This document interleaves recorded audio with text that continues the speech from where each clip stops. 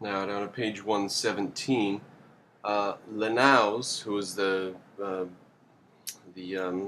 member of the Canadian Mounted Police, Lanouze, he could tell, quote, that the Eskimos had not punished the two Eskimos who killed the priests, and their names were Sinisiak and Uluksuk. He could tell they hadn't punished them for their crimes. They had no courts, no judges, no chiefs. They didn't even have chiefs. They weren't even as advanced as the Native American tribes, which were still in the Stone Age and didn't have metal. These Eskimos didn't even have chiefs. Indeed, they did not seem to have any formal laws at all, save their time-honored customs of shame and excommunication. Crimes in Eskimo communities were typically punished only if a majority of the people decided that the act had been a threat to the community as a whole.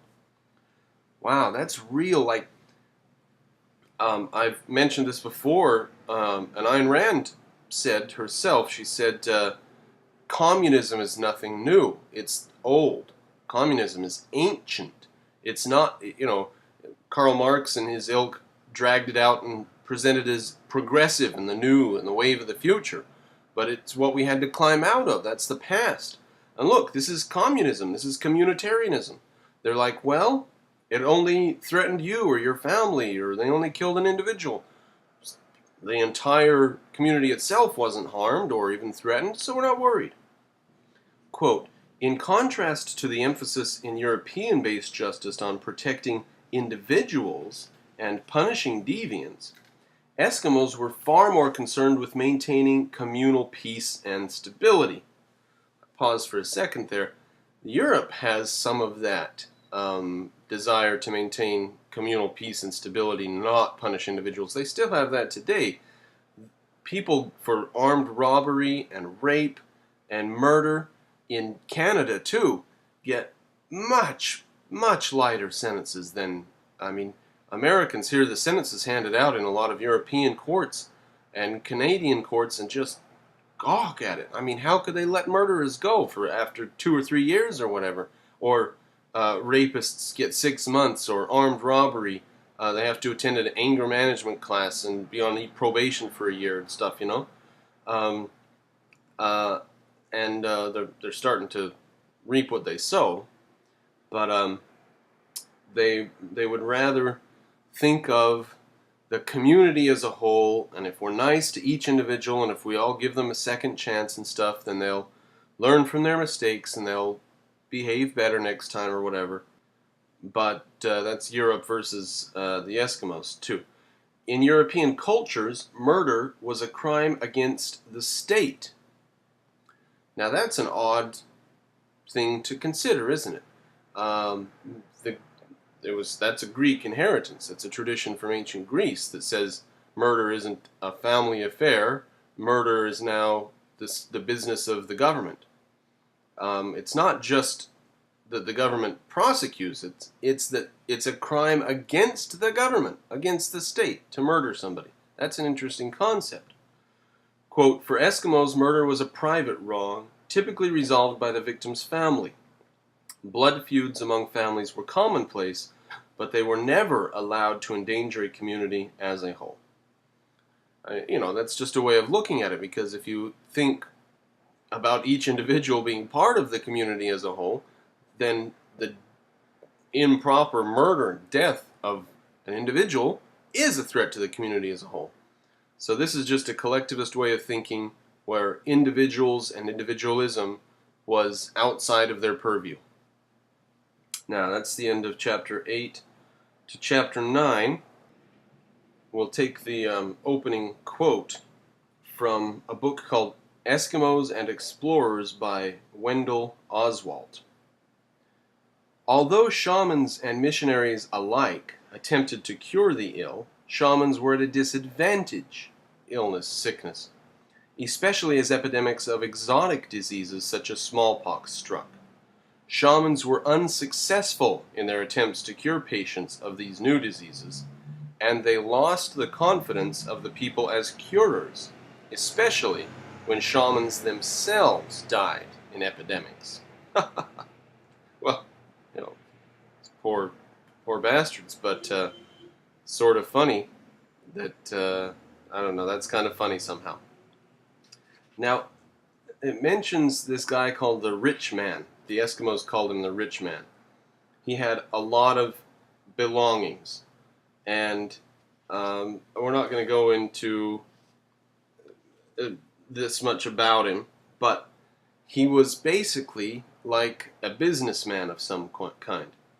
And when the trooper, the Canadian trooper, mounted policeman, well, mounted on a dog sled, when he went and interviewed all the Eskimos, he talked to the rich man, and they interviewed the rich man, and everyone knew the rich man to be fairly quite intelligent, and a very sociable man, and it's kind of interesting. The rich man seems to be like a motivated businessman of some kind. He apparently makes profit in trade whenever he can, and saves his wealth and builds his wealth up. Now, wealth to these people meant, like a little knives and stuff, goods from the West, goods from fishing, whaling boats and stuff. So, not that he had a mansion or anything, but just to have objects, any kind of objects, even decorative objects, and weird kinds of cloth from Europe and stuff. Any little thing like that gets traded around among the community, and the rich man had more than most people.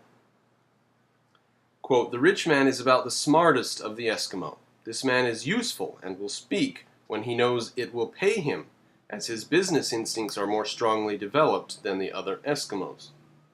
That's what the Lanaus had to say about him. Now, I thought that gave the lie to, or exposed the falsity in the view of anthropologists, for example, that everybody was equal in ancient communities until someone started exploiting other people. And the rich man didn't exploit people. He gave them what they wanted in exchange for what he wanted. So people liked the rich man and wanted to trade with the rich man. And he was just another Eskimo like them. He just had more adept instincts at selfishness or something. He saw that to benefit himself, he had to benefit others. So he became rich from that. And the first states, or the first chieftains and so on, must have been individuals like this who were just smarter than other people, or more willing to put in efforts to try to think harder about what would benefit themselves and others, and so on. So that's an interesting glimpse into really, really ancient prehistory, when people didn't have leaders and so on. Who becomes the leader? Who becomes the most important person in the group? And it's probably someone who gets respect from other people through voluntary interaction with them. Doesn't necessarily have to be someone who takes a club and starts beating people, because presumably they would defend themselves against such a person. So the first leaders in human history must have been motivated, intelligent individuals, rather than corrupt, the way anthropologists look at it. They're people who start governments or states or whatever are corrupt and evil, whereas actually they must have been motivated and intelligent. Now, we skip quite a few pages down. They had found the murderers. They had gotten them to admit to the situation.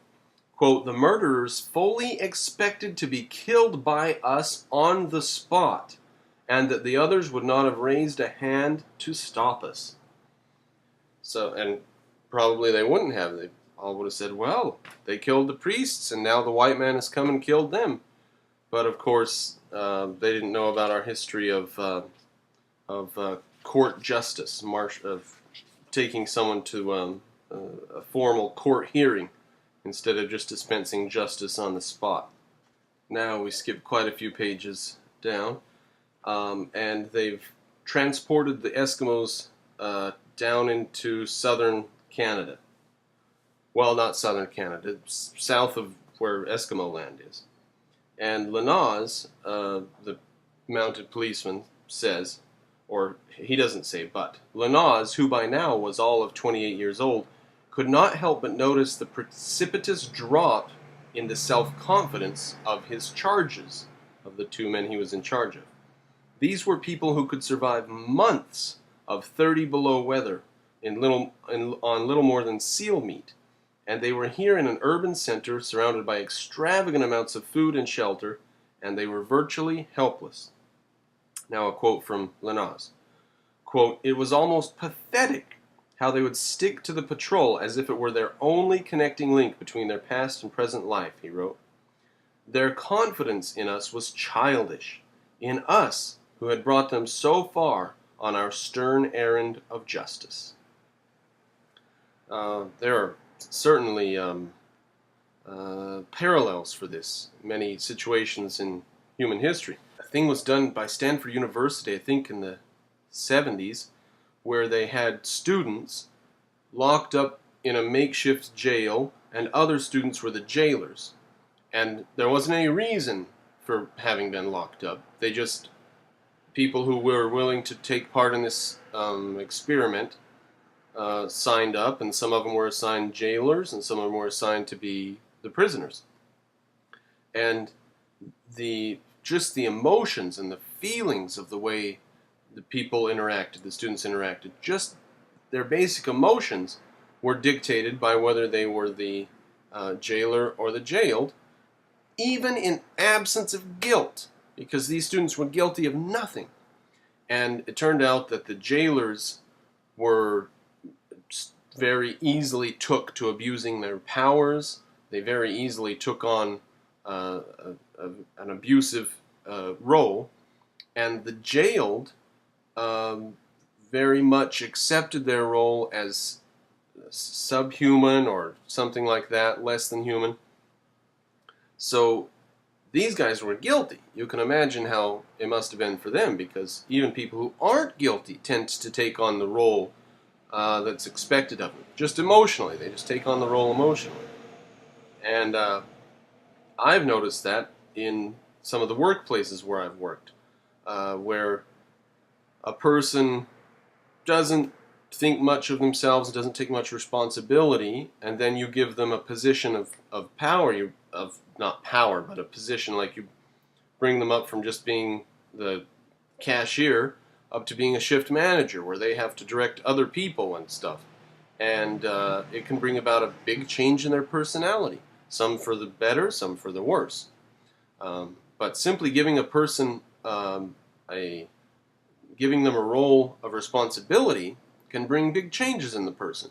And giving the person a role of the criminal also brings a big change in the person. As he notes here, it was pathetic how they stuck to the patrol as if it was their only connecting link between their past and present life. Now, one of the people who was on this big extravagant thing to go up and get these Eskimos and bring them back, his name was Janice. He says, "The commercial world of white man had caught the Eskimos in its mesh, destroying their self-sufficiency and independence." Let's talk about the way that the lives and the way of life of the Eskimos had been so changed. "In only one respect did it benefit them." Okay, what's that? "It lessened the danger of those unpredictable famines, which had overtaken them every 10 or 15 years, bringing suffering and death to young and old without distinction." That is certainly one of the things that I have against romanticizing these tribal ways and stuff. Not even civilized man, with cities and governments and so on, was able to do away with famine. And these hunter and gatherers certainly much less so. In fact, the only country in history that has ever been free of famine is the United States of America. And after the United States established what it did, now there are some other countries that haven't had famine for a long time. And yes, I know about some of the stuff in American America and colonial America, yeah. But starvation is only done away with by freedom. So in communal get-togethers like this, obviously there wouldn't be freedom from starvation. So that's the only thing, that's the only benefit that they've gotten, is they don't starve to death? Okay, what about the benefit of culture and knowledge and being able to study the history of your species? Sure, it's not the history of your local community and people with the same skin color maybe, but it's the history of your species. So, whatever, that's a hell of an attitude. Now, let's finish it up here with some information about these murderers. Quote, after 2 years of minimum security imprisonment at Fort Resolution, and some time spent working as guides for the Royal Northwest Mounted Police, Sisinisak and Uluksuk were released on May 15, 1919, and eventually returned to their home territory.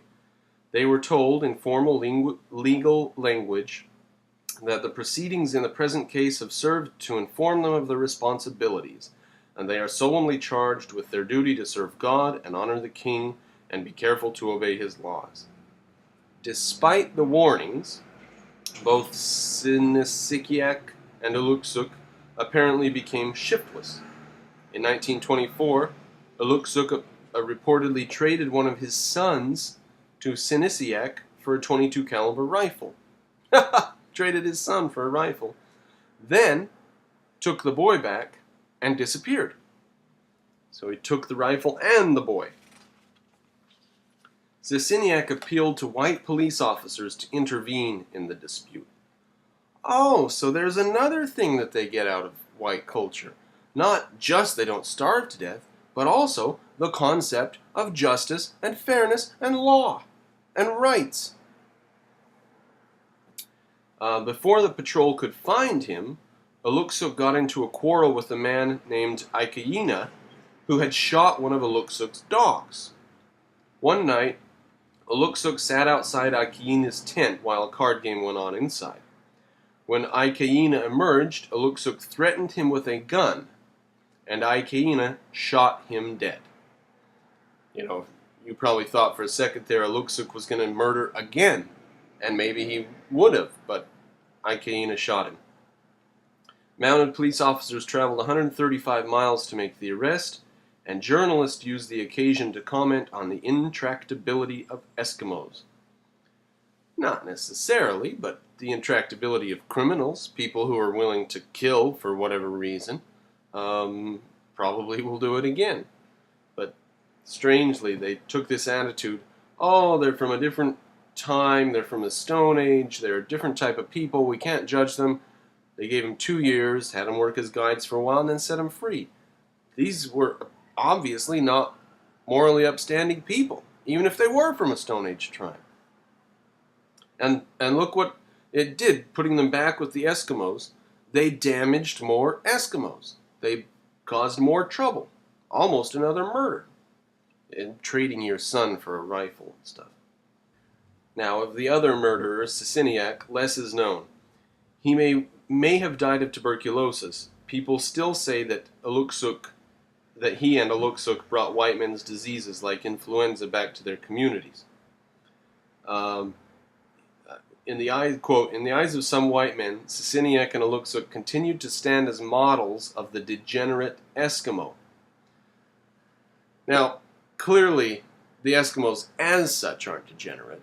Murderers are, thieves and criminals and liars are, but that doesn't necessarily mean that all Eskimos are just because they were Eskimos. So, I think we can end it there. There's not much more. We're just a few pages from the very last page of the book. So, there's the end of what we have from Bloody Falls of the Coppermine, again by McKay Jenkins. If you appreciate the videos that I do, if you learn anything from them, and if you appreciate what I'm trying to do in starting a private school, I would appreciate that you pay me for my work. For $10, I upload a video up to 10 minutes. That's actually outdated, because now I can upload much longer videos. The one you're watching right now is probably much longer. So now it's $1 a minute, unless you donate $100, then it's 50 cents a minute. So for $100, I'll upload 200 minutes of video. And you can even request what the subjects would be.